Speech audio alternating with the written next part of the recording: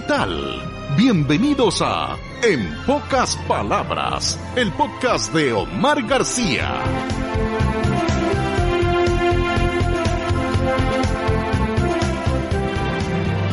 En Estados Unidos, de acuerdo con la Universidad Johns Hopkins, ese país superó la barrera de las 10.335 muertes por casos confirmados del nuevo coronavirus. Es el tercer país más afectado por la pandemia en cuanto a número de muertos, después de Italia, que registra 15.877, y España, con 13.055.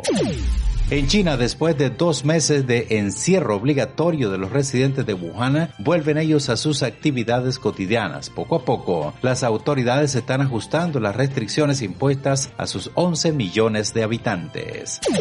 En Turquía, el gobierno prohibió la venta de mascarillas porque las entregará gratis a los ciudadanos, según el propio presidente del país, Recep Tayyip Erdogan, quien volvió a decir que Occidente no ha actuado bien ante la pandemia del COVID-19.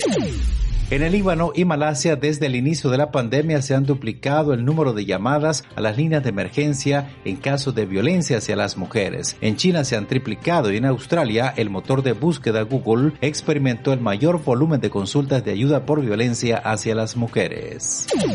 En Roma, el Papa Francisco creó un fondo de emergencia para ayudar a las personas y comunidades gravemente afectadas por la propagación del coronavirus. Francisco asignó ya unos $750,000 y pidió a las instituciones católicas que puedan, que contribuyan a través de las obras misionales pontificias de cada país. En Ginebra, el director general de la Organización Mundial de la Salud, Tedros Adhanom Ghebreyesus, apoya la iniciativa patrocinada por el presidente de Costa Rica, Carlos Alvarado, para garantizar el libre acceso a los medicamentos y vacunas que se desarrollen contra el COVID-19.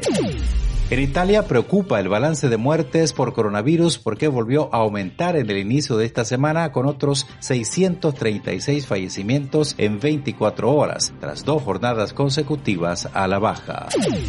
En Estados Unidos, las autoridades advierten para esta semana un periodo crítico como el de Pearl Harbor o el 11 de septiembre. En pocas palabras, dicen será la más difícil y la más triste para la vida de la mayoría de los estadounidenses.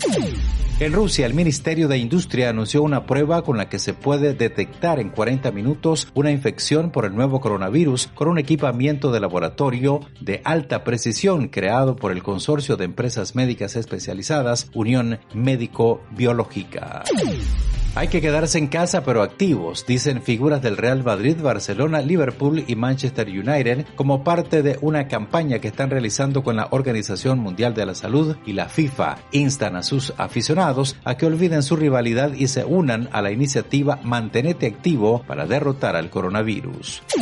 Una vez más, la Organización Mundial de la Salud aclaró que las mascarillas no son la solución milagro para frenar la pandemia del COVID-19 y su uso generalizado entre la población solo se justifica cuando el acceso al agua para lavarse las manos sea limitado o resulte difícil mantener la distancia física. En Chile, el gobierno decretó el uso obligatorio de mascarillas para los usuarios en todo el transporte público y privado del país, tomando en cuenta que la OMS orienta su uso cuando por aglomeración no se puede mantener la distancia entre las personas. Gracias por elegirnos entre el infinito mundo de las comunicaciones actuales.